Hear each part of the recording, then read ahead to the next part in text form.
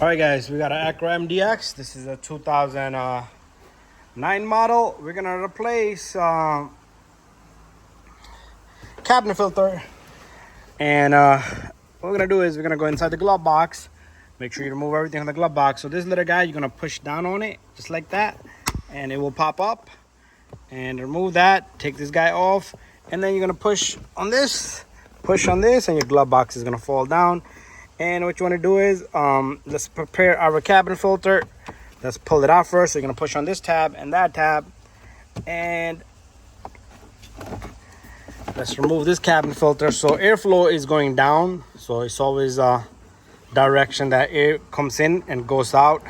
So airflow is down. So let me take this guy off, and I'm going to just throw it on the floor here and make sure this is clean.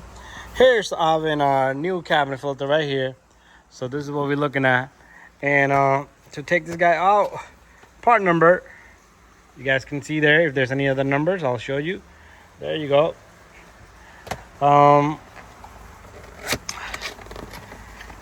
Good filter, 15 bucks. If you can find it for less than that, it's even better. But if you could get it for 15 bucks, I think that's a fair price. So let's remove this from the box if I could get it out of the box. So here goes nothing. You see these little slots here? The filter got to go into these slots, so there's no air escaping here and here. So it's only going to go one way. Okay, airflow, it tells you airflow down, and